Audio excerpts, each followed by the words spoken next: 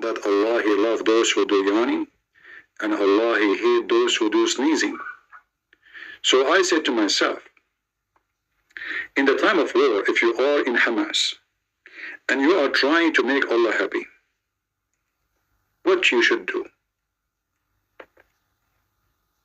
I found that when the Israeli attack and destroy those towns, a lot of dust will come. And that means that Hamas will start sneezing. And that means Allah is so happy for the war in Gaza. So, conclusion.